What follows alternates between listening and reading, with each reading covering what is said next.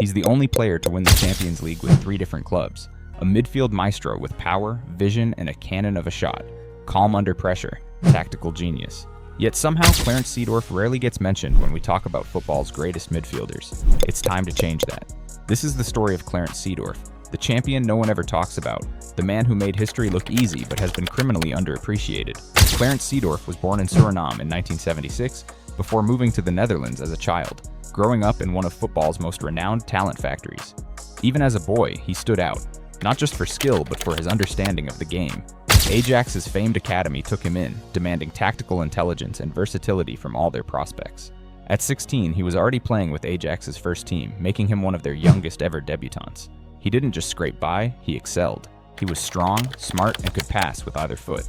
The Ajax years. At Ajax, Seedorf was part of an extraordinary generation. Players like Patrick Kluivert, Edgar Davids, and the De Boer twins made headlines. But Seedorf was the glue. He could play deep in midfield, controlling tempo, or move forward to link attacks. His awareness was mature beyond his years. Ajax's style wasn't just about technique, it was about understanding space, timing, and decision-making. Seedorf mastered it all. In 1994-95, Ajax went unbeaten in the Eredivisie and conquered Europe by winning the Champions League, beating AC Milan in the final. Seedorf was 19 years old, lifting Europe's top trophy at an age when most were still dreaming of breaking into the first team. It was a sign of things to come. He'd proven he could be trusted on the biggest stage against the toughest opponents and in the most high-pressure moments, moving abroad. But Seedorf was never going to settle. After winning it all at Ajax, he wanted new challenges. In 1995, he went to Serie A to play for Sampdoria. Italy in the 90s was the most tactical league in the world, notorious for its defensive rigidity and intensity. Many creative players struggled there. Seedorf didn't. At Sampdoria, he adapted quickly, learning defensive discipline while maintaining his creativity. He spent just 1 season but made enough of an impression for Real Madrid to come calling in 1996. For a 20-year-old, the move was immense. Real Madrid expects instant results and doesn't wait for players to settle. But Seedorf's maturity and adaptability shone through. He handled the pressure like a veteran. Real Madrid triumph. At Madrid, Seedorf grew into a complete midfielder. He played alongside legends like Raúl, Roberto Carlos, and Fernando Redondo, learning to balance attack and defense at the highest level. His technical ability allowed him to control games, but it was his composure that stood out most. When Real Madrid began their 1997-98 Champions League campaign, they hadn't won the trophy in 32 years. The pressure was enormous. Seedorf's calm, vision, and tactical smarts helped guide them all the way to the final in Amsterdam, ironically back in his native Netherlands. Madrid won 1-0 against Juventus, ending their long European drought. Seedorf, at just 22, had now won Europe's most coveted prize twice with 2 different clubs in 2 countries. It was an extraordinary achievement, yet even then he seemed happy to let others take the spotlight. He just did his job, quietly, brilliantly. Inter Milan frustrations. But Real Madrid is a club that churns through players, and after tactical changes and new signings, Seedorf was pushed out. He returned to Italy in 1999 to join Inter Milan. Inter was chaotic then, changing coaches constantly and struggling to find consistency. Even in that turbulence, Seedorf shone. He delivered spectacular goals, including an unforgettable long-range thunderbolt against Juventus that's still replayed on highlight reels. But Inter never put the right team around him. Titles remained elusive. It was a frustrating period, but it shaped Seedorf further. He learned to lead even when things fell apart, to keep standards high amid confusion, and it set the stage for the defining move of his career, AC Milan, the golden years. In 2002, Seedorf crossed the city divide to join AC Milan, a move many thought risky. Inter fans felt betrayed. Milan supporters weren't convinced he was the missing piece, but under Carlo Ancelotti, Seedorf became indispensable. Milan's midfield was legendary. Pirlo pulling the strings, Gattuso providing grit, Kaká adding brilliance. Seedorf was the balance, combining power, technique, and tactical intelligence. He could drop deep to help Pirlo build from the back or surge forward to support the attack. He delivered big moments in big games. In 2002-03, Milan faced Juventus in the Champions League final. After a tense tactical battle that ended 0-0, Milan triumphed on penalties. Seedorf had now achieved something no one else had, winning the Champions League with 3 different clubs. Ha sacado Turán, yo creo que Inzaghi no llegaba al gol, la Copa de Europa para el Milan.